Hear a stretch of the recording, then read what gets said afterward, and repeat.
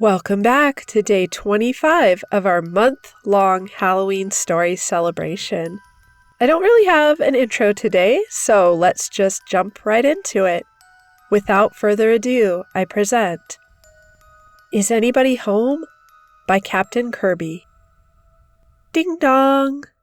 Alice, Haley, Sarah, and Aaron waited in front of the house, dressed as characters from the new season of Doctor Who. The teenagers all held out pillowcases with pumpkins and ghouls drawn on them in multicolored Sharpie. The door didn't open. Maybe this is why the group in front of them skipped the house. But the lights were on, and the porch was decorated. Maybe they fell asleep, Alice asked. Oh, just wait a little longer, Sarah said, elbowing Alice a little.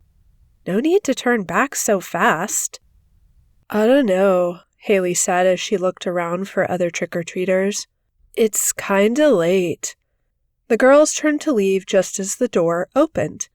They stopped in their tracks and 180'd to see a costumeless, middle-aged woman with bags under her eyes. The girls froze. The woman smiled and reached for a bowl next to the door. Trick-or-treat! The girls shouted. They pushed back towards the door. Don't you all look cute? The woman dropped small bags of gummy bears into each of their bags. Thank you! And they scampered off the woman's porch, continuing down the sidewalk toward the next house. Alice checked back over her shoulder. Hey, wasn't that Olivia's mom? Olivia? Haley asked. She went to our school until last year, Sarah explained. Alice leaned in and hushed her voice. I think she got expelled. The three other girls turned to look at Erin after she finally spoke. She stood with a slouch and hunkered shoulders to make herself as small as possible.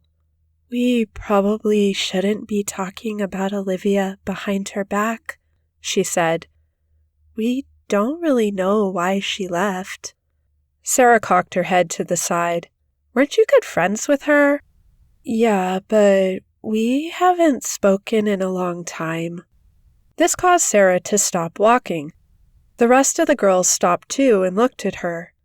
She took out her phone to check the time, which lit up a mischievous smile on her face. You want to see her? Erin avoided Sarah's gaze. What do you mean? Well, she's probably out trick-or-treating like us. I don't know, we went as a pair last year. We can hide under her porch and wait until she gets back, and then give her the jump scare of a lifetime. The other three girls looked at each other to see if this plan was considered acceptable. Even Sarah knew it was a dumb plan, but it would require some consensus to determine if it was a bad plan. Erin shook her head, but Alice and Haley just shrugged. It might have been dumb, but it sounded fun. Great, Sarah declared. Let's go drop our bags off at my mom's house and then head right back.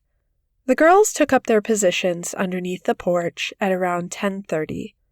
All of the lights in the house were off, except for one on the second story.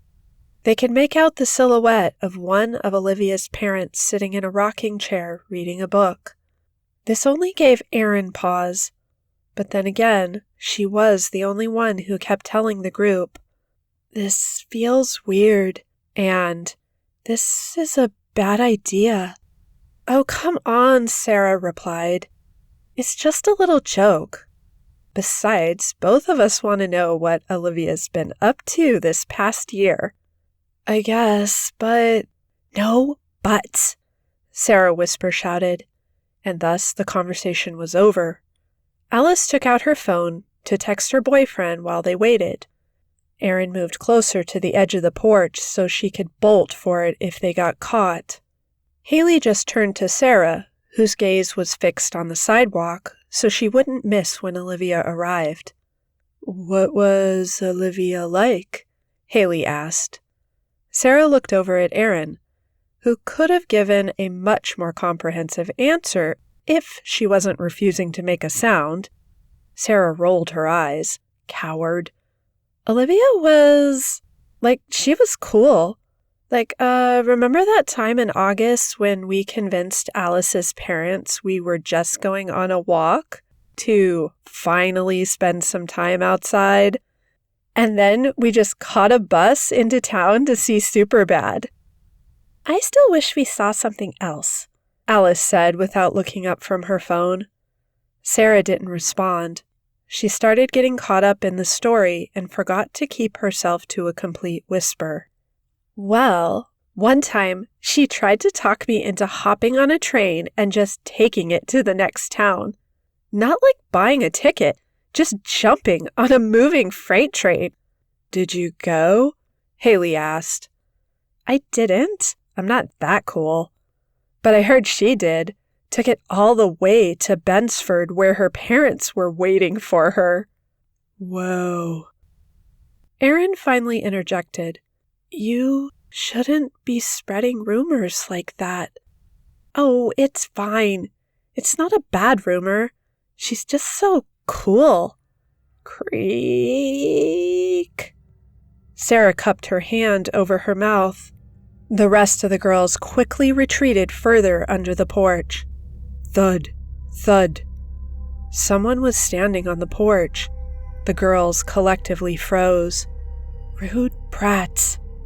Thud, thud, creak. Okay, maybe we should go back home, Alice whispered. Erin nodded in agreement. It's fine. They didn't catch us. First, leaving the house earlier during trick-or-treating, and now this.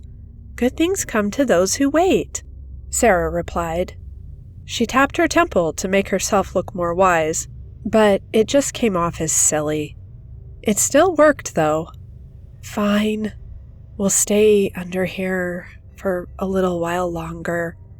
And suddenly, Erin lost her energy again. The four girls sat in silence for another 30 minutes. Haley and Alice passed the time on their phones, while Erin traced the patterns on her costume. Sarah never took her eyes off the road. Somewhere deep down inside, she knew that Olivia was coming. She didn't know how or why, but she knew, like how a child believes in Santa Claus. Except like Santa, Olivia showed up. A beat-up tan sedan pulled in front of the house. A girl wearing black jeans and a gray t-shirt hopped out of the passenger side and then leaned into the car to tell the driver something. When the girl turned around, Sarah almost exploded with giddiness. Olivia looked just like how Sarah remembered. Haley and Alice immediately put their phones away to look on with Sarah. They waited for her to give the signal to jump out. Olivia looked her house over like she was sizing it up before a fight. She took a moment to stretch. What's she doing? Alice asked. Sarah promptly hushed her. Olivia finished stretching and backed a little ways into the street. She counted down to herself, mouthing the words, 3, 2, go. She bolted toward the side of the porch. She jumped just as she passed out of the girls' views. All they heard was the sound of a foot stepping on wood, and then a click, and the quiet sliding noise a window makes as it's opened. Whoa, Sarah said. We missed it, Alice whisper-shouted, elbowing Sarah in the side. I'm sorry, I didn't expect her to somehow climb in through her window. Crash! Haley, Alice, and Sarah froze. Erin curled into a tight ball. The sound came from inside the house. Sarah popped her head out from under the porch. Now, all of the lights on the second floor were on, and she could see 2 angry silhouettes crossing in front of the windows. Olivia Rebecca Lee, you come out here right this moment and explain yourself, the mother yelled. Then Olivia shouted something back, but the girls couldn't decipher it. A series of emotional shouts and angry yells and sobbing followed. Erin curled into a tighter ball. Alice, Haley, and Sarah just listened until it died down. Wait, no, there, she's coming. Sarah pointed back in front of the house. Olivia was walking toward the front porch again. On your signal. Erin uncurled from her ball. She was confused. What? Shh! Olivia's coming, Sarah replied. But she's already in... Shh! It looked like Olivia. It walked like Olivia. Wait, did it? Erin couldn't tell. It was someone with the name Olivia who lived in this house. She was walking toward it slowly. Did she have shoes on? Maybe. Did she have legs? Erin couldn't tell, but she could feel something. She could feel its hatred for the house. The Olivia thing stepped on the first stair of the porch. Now! No! Haley, Alice, and Sarah lunged from underneath the porch. Erin made a break for it away from the house. She ran and looked back and saw nothing that made sense and kept running until she collapsed in the irrigation ditch 5 blocks down. She breathed in and out, and in and out, and in, and she looked back again. The whole house was... No, it wasn't there, was it? Erin gained a second wind and ran again. After 10 more minutes, Erin stumbled her way up to Sarah's house.